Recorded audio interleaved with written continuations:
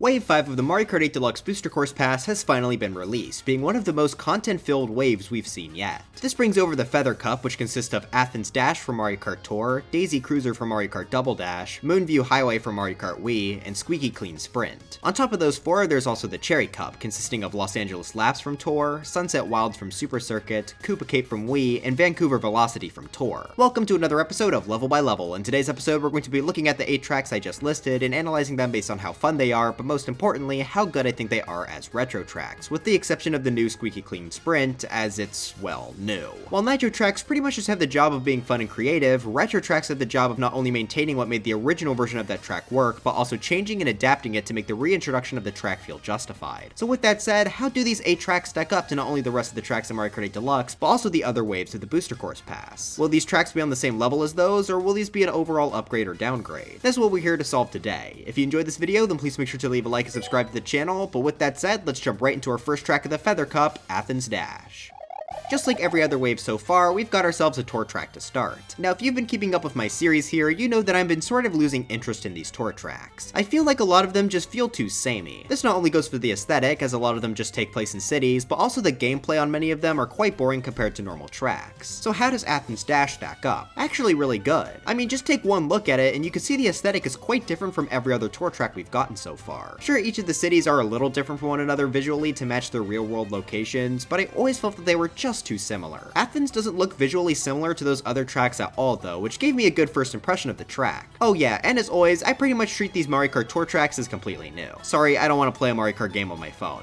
That's my Among Us device. But how is the layout? Well, jumping into the race, we can see right away the classic tour track red arrows. I'm sure it's to no one's surprise at this point, but this track will be changing each lap. Lap 1 starts with a sharp left turn past some grass that you can cut through with a mushroom in time trials. This turn then leads to a big jump where you can choose to parkour on some platforms or just jump straight to the floor. Already a layout like this is not something we see much in tour tracks. Athens is really doing a great job setting itself apart. After both paths recombine in this central area, you have to take a large leap onto a circular road. Again, this is a pretty different landmark from any other tour track. So far, I'm a pretty big fan. This leads to another jump and a large turn, one that is perfect to cut with a mushroom. That brings the racers to a glider ramp, which of course adds some more depth to the track. Adding Mario Kart elements like this really goes a long way in sprucing up these tour courses. Speaking of, after we land with the glider ramp, we move past some swoopers and see a half pipe. I'm really happy that they're continuing to add half pipes to tracks. We'll see it quite a few more times this wave. I don't go on them though. See how much time Pedro lost? Pff, hope he got fired for that blunder. That brings us to the end of lap 1, but of course we have 2 more laps to talk about. Another great thing about Athens is just how different each lap is. Several of the tour tracks go down somewhat similar routes, but right away, lap 2 is totally different. This has us taking a massive leap over the circular turn I mentioned before. Again, this is another thing that makes it feel distinct, and I especially love this jump at 200cc. Upon landing, we briefly go backwards through a portion of lap 1 before entering a tunnel and going up a slope. That brings us to the last portion of this lap, being a massive staircase with Goombas. First off, I totally jumped on this Goomba. They're supposed to get squished. This is not accurate to the Mario lore. This staircase has 3 different paths. The 2 at the left and right are open at all times, being skinny pathways that lead to the finish line. It can be quite difficult to actually squeeze into them, which I like as a fun challenge to finish off this lap. The middle path is blocked by some piranha plant cutouts, which means you'll take damage if you run into them normally. You can get rid of them though with either a mushroom or an item, just like every other tour track. This middle path has a boost panel, so it's slightly quicker. I like how you don't have to use a mushroom as it keeps the path available for first place, but it's a risk as they'd have to give up their defensive item. It's a really good risk-reward setup. But anyway, on to lap 3. This starts us off with another glider ramp, this time over some buildings. I ran into a pot.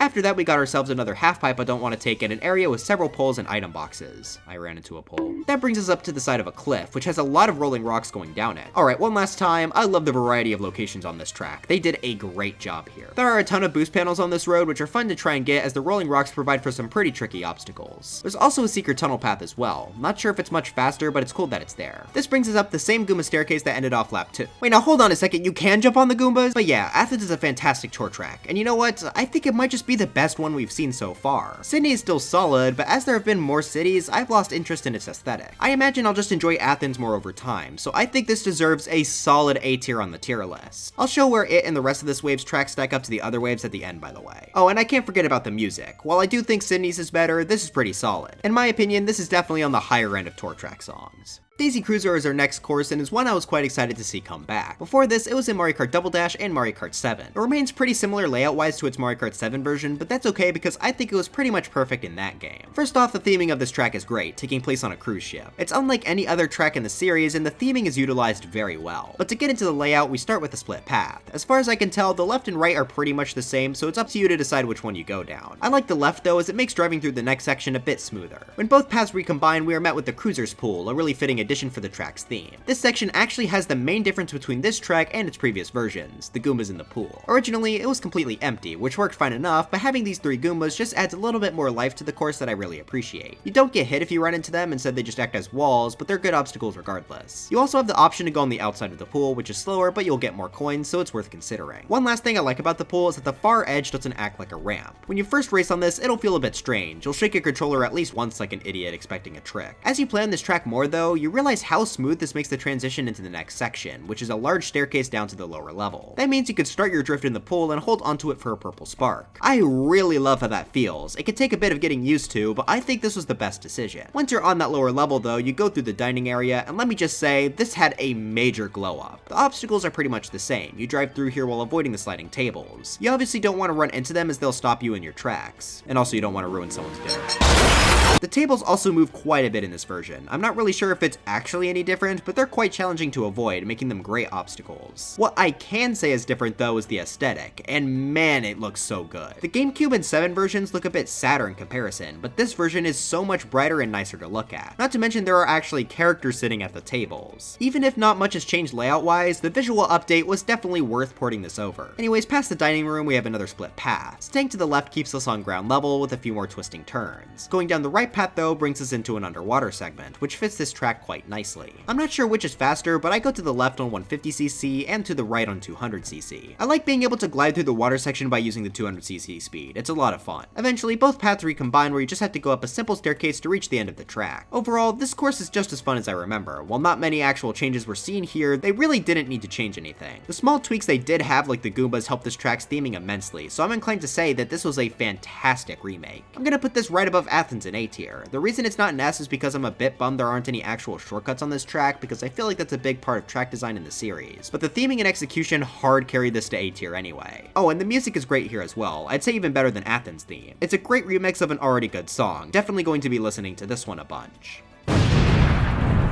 And we've got ourselves a city track. But it's okay because it's not real. Moonview Highway is taken from Mario Kart Wii, and to be honest, I never really remembered it. Maybe it's because I never played on it much, but it just didn't stick out to me. But how is it in Mario Kart 8 Deluxe? Well, in order to judge that, let's just get started with the layout. Like the other Mario Kart original city tracks, this has the gimmick of cars driving along racers. While that's definitely a bit played out by this point, that's still a gimmick that works well. But anyways, starting off this race, we have a few turns into a compact area. Hold on just a second though, as this actually gives us 2 whole shortcuts. Guess the game heard me after I complained about Daisy Cruiser's lack of them. They're both placed up these slanted walls, as you can actually ride up them to find 2 alternate pathways. It's pretty hard to see while driving, but I like how this is hinted at by the mini-map of the track, as they're both pretty distinctly visible. You can also see them by the track's opening cutscene. Both of these hints in my opinion are fantastic. There's really no other cut like that in this game. What makes them even better is that neither require a mushroom to take. That is a huge bonus, as now anyone can take either path if they want to. I also like how these shortcuts can sometimes be tricky to take, as cars will drive in front of them in future laps. Overall, these are legitimately some of my favorite shortcuts in the game. I definitely prefer the first one, but the second is nice to get some double items. Also, the first one is kind of funny because in 200cc, the first lap will always have a massive truck right after the jump, making it much harder to take. So yeah, these shortcuts are perfectly hidden with enough hints, are decently tricky to take, and can be taken by anyone. Really great start for this track. After all these paths recombine, you then have to take a big turn around a cliff. What I like about this is the fact that the cliff to the right completely blocks your vision, so you can easily get jump scared by an upcoming car. This gives the track a nice risk-reward scenario. Do you drift close to the cliff to save some time, but risk getting hit by a car you can't really see, or do you drift further away in a much safer spot but lose a bit of time? Decisions like that are some of my favorite in any Mario Kart track, so I'm really liking Moonview Highway so far. I think now would also be a good time to mention this track's exclusive bomb cars. These will explode when hit, but they can also be activated by items, so if you're skilled enough, you can use the bomb cars to blow up your opponents. That's a really nice way to expand upon the car gimmick that's been reused a ton. Anyway, back to the track. After crossing a bridge, we then get to the main portion, being the large highway with several dash panels. Now, the first few times I played this course, Whoops. I thought I was having a dementia moment. But as it turns out, the location of the dash panels is actually random every time you play, besides in time trials, of course. I really like this extra gimmick as it keeps this track fresh for each race. You need to come up with new routes on the fly, and I think that's really cool. Add on the cars driving, adding some more variation, and you have yourself a really good improvisation-based section. This pretty much continues to the end of the track, though at one point you go into a tunnel where its lanes are split apart a bit. Driving from one side to the other past the small walls is pretty fun, but with that, we reach the end of the course. As I'm sure you all could probably tell, I again really like this course. This was really surprising to me since I just didn't have any sort of connection to the original, plus I'm still quite fatigued on the whole city concept. I just think it was executed extremely well, so I'm gonna have to give this another A tier. The overdone city theming is really the only thing holding this back from S. What's not hurting this track though is the music, easily my favorite song from this wave. I still prefer Shroom Ridge's song, but this is not bad either. But that brings us to our final track of the Feather Cup, the brand new Squeaky Clean Sprint. This is based on a giant bathroom, and if you combine it with the giant bedroom of Ribbon Road, we're getting closer and closer to the giant house prophesized by Nathaniel Bandy. Now, how about a stage where you drive through a suburban home?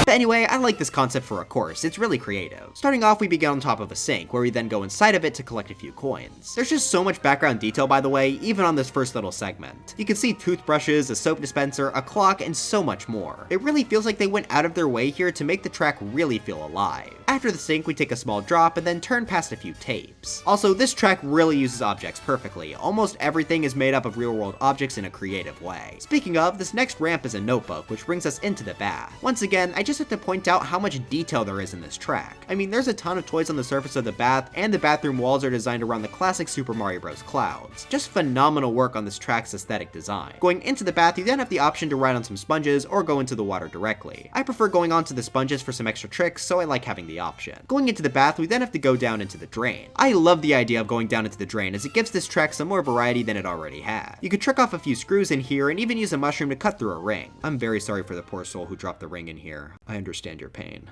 One time, I dropped a Lego Patrick head down the drain.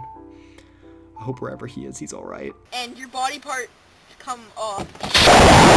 Anyway, you eventually come out of the drain and onto the bathroom floor. This is really slippery though, like taking the turn here is legitimately quite difficult. The bits of soap on the ground also act as off-road, giving a few more obstacles to avoid. There's even a half pipe if you want to take it. You then soar over the toilet, which is a great way to bring this trek to a close. After this, you just have to go into a shelf and make a large turn. There's even a bit of off-road that you can cut with the mushroom. But with that, the track is not over yet. See, the toilet jump actually changes on lap 2 as water starts spraying from it. What I really like about this though is that it opens up the option to go through a higher shelf, which is not only faster, but it opens up new routes for the sink as well. You can now glide over it or go to the far right for some extra speed with this boost panel. I really like these simple changes as it makes each lap feel more exciting. But with that, we are finally at the end, and I think I can easily slide this into the S tier. It's got my favorite theming so far, and it executes it really well. I know the Booster Course Pass is known for looking worse than the base game, but honestly this track fits right in. A lot of this wave does actually. The level of detail here may only be rivaled by Ribbon Road, which as I've said in the past is one of my favorite tracks. So for having such a great theme, executing it near perfectly, and a fantastic layout, this is the best track of this wave. Oh, and the song is great too. It's not my favorite of this wave, but it's still great. That also brings us to the end of the Feather Cup, and as you may notice, everything here is A tier or higher, which is phenomenal. This is definitely one of the best cups in Mario Kart history. I wouldn't be surprised if many people say it's their favorite. Let's hope the Cherry Cup is able to continue this energy.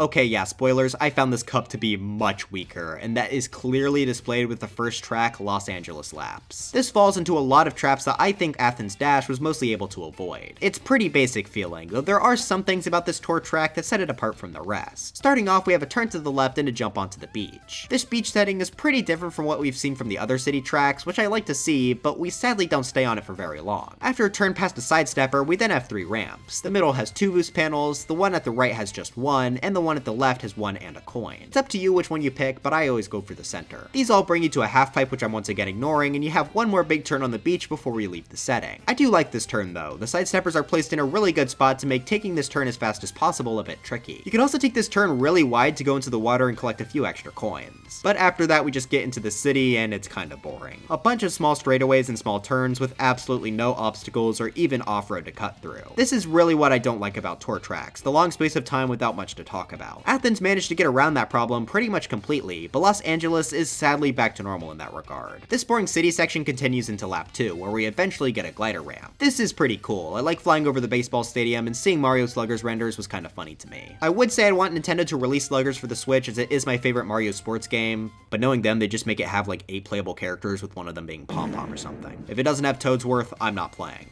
He was banned in my neighborhood. One last thing about this baseball section are the coins. Now, I might just be stupid, but I don't remember any coins being tilted like this anywhere else in Mario Kart 8 Deluxe. I could definitely be wrong about that, but these just look weird to me. Anyway, after the small glider section, we're back to boring city stuff. There's a small shortcut underneath this building, but besides that, there's not much interesting here. This ramp has 2 boost panels instead of 1 for some reason. That's kinda cool. Alright, let's just get to lap 3. This is probably the most interesting lap, as not only is the setting different, but there are also a few different routes and actual obstacles. When you start the lap, you can go to either the left or right, with the right path also splitting into 2. I believe the left is the fastest, but having the option is really neat. Once the paths recombine, you also have the option to take a glider ramp if you use a mushroom. I'm not really sure if it's much faster, but it does get you past a few obstacles, which is nice. Finally, the course comes back into the city for a few turns before the end. While this track definitely does have a few things to make it distinct, a large amount of the time is still spent inside the basic city. I'm so tired of these long stretches of nothing in these tracks. At the very least, this tries to mix it up a little bit with its different settings. I'm gonna go with a low B tier for this one. There's not much to say on this. At least the song is pretty good, so if nothing else, there's at least that. Time for this wave Super Circuit track. Kind of weird that this is the only main game to get a new track each wave, but regardless, does this track pick up the pace after Los Angeles laps?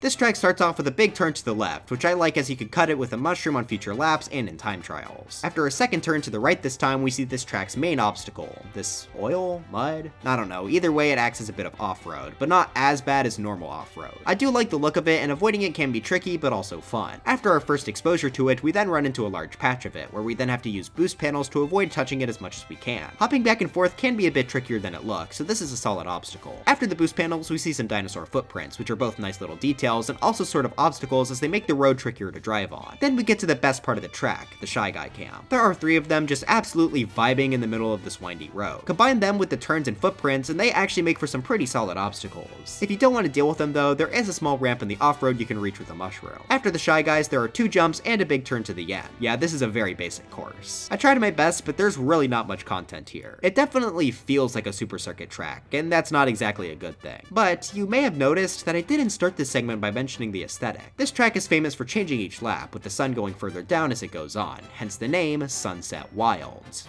Yeah, they didn't include that. For some reason, despite that being this track's defining character trait, it's not present here at all. The sky stays completely the same the whole time. That is pathetic. Not only did the freaking GBA have that, but so did Tor, so why was it cut here? I'm not saying that's the most exciting gimmick in the world. I mean, this track would still rank low regardless, but that's what this track is known for. So I think I'm gonna have to put this in D tier. It's the only Super Circuit track besides Sky Garden to completely miss the point of the original. I'm honestly not sure which is worse. I'm more passionate about Sky Garden, but the remake layout there is certainly more interesting than this track. I think I might just have to say that this is worse, because if you imagine Sky Garden isn't Sky Garden, it's a fine track. But this is bad if you don't think it's Sunset Wilds, and worse when you do. Even the music can't really save this. It's not bad, but easily the weakest of this wave. I really hope this track gets updated like Coconut Mall did. It really needs it.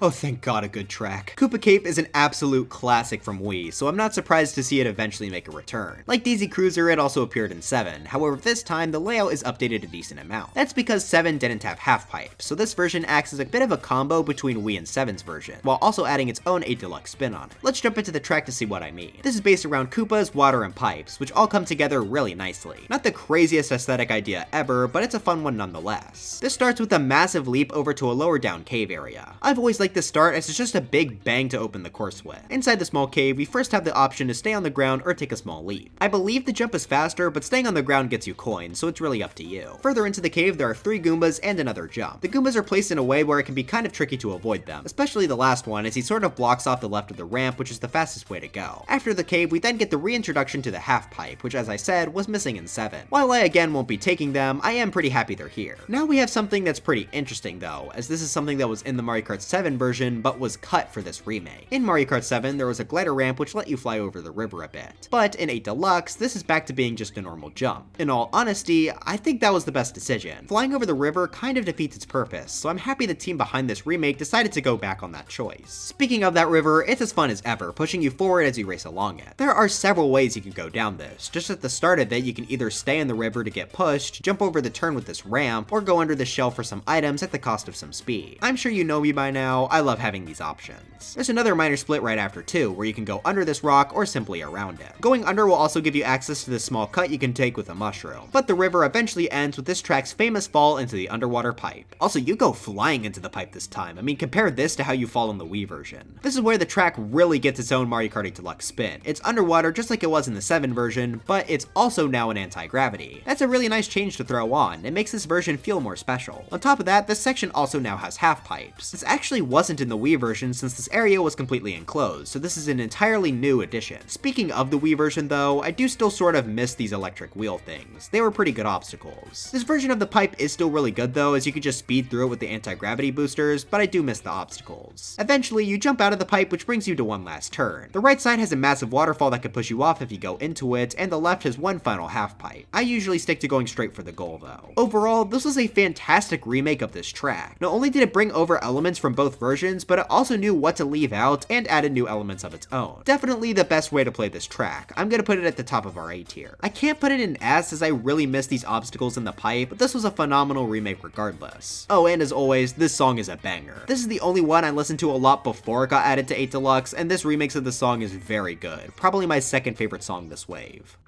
Alright, after we finally got a banger, how do we end off this cup? Another tour track.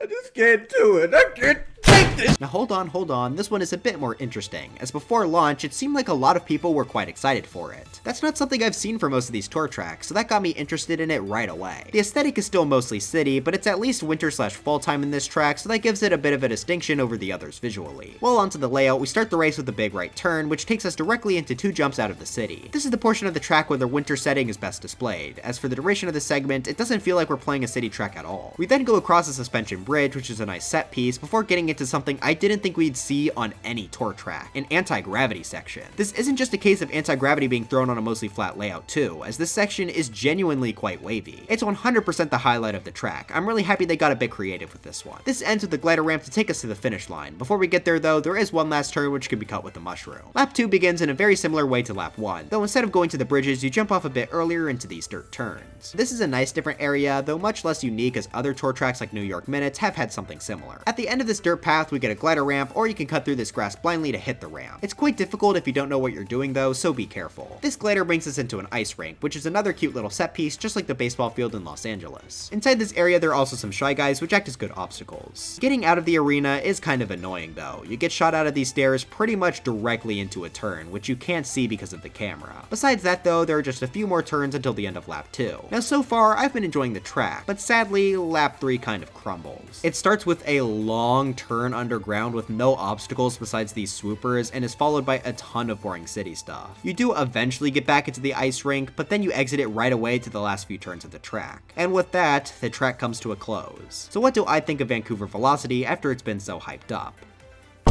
Like, the first 2 laps are decent, but lap 3 is just more boring city stuff. Now, I'm very aware that this is an unpopular opinion and all, but I feel like people saw the anti-gravity strip and hyped this up for being different, when that doesn't really last that long. Maybe I'm just not seeing the vision, but for me, this is just a B tier. Better than Los Angeles for sure, but I can't really say much more than that. But that brings us to the end of the Cherry Cup. Overall, much worse than the Feather Cup. Shame it has to be the last of the 2 so we end on a bummer, but I guess that's how it is. Just kidding, I saved the last bit of this update for the end, the 3 brand new characters. This update brings back Petey Piranha from Mario Kart Double Dash, Wiggler from Mario Kart 7, and after all these years, Kamek is finally in a mainline Mario Kart game that isn't Tour. Petey Piranha has always been a cool character, and seeing as he did just get a track about him in Tour, most were expecting him to come back. Wiggler though was a complete surprise, as he's not even in Tour. I think he's a nice addition though. He's so different from everyone else that it's hard to dislike him. But the best one is definitely Kamek. If you don't know the Kamek Mario Kart lore, he was supposed to be in Mario Kart 64. but then DK murdered him. And since that day, he hasn't been in a mainline title. He was even cut from Mario Kart 8 as his emblem was seen in the code since the Wii U version. Seeing him finally make it to the roster made me very happy. He certainly deserves the spot. But looking past the characters, here's my updated Mario Kart 8 Deluxe Booster Course Pass tier list. I did move quite a few around in between videos, so if it looks different than last time, that's why. I would say this was a pretty solid wave. Not my favorite, but there are a lot of good tracks here. I'm certainly looking forward to what the final cups will bring with them. But anyways, that's it for this video. Do you think I'm biased against this update because they slightly nerfed Dry Bones? Let me know in the comments. As I'm writing this, we just hit 150,000 subscribers, so I really want to thank you all so much for that. I've got a big 150k special cooking up right now. I've got all the footage, and I'm in the middle of scripting, so if all goes to plan, it should come out sometime this summer. But anyways, Dry Bones for Smash, and I'll see you guys next time.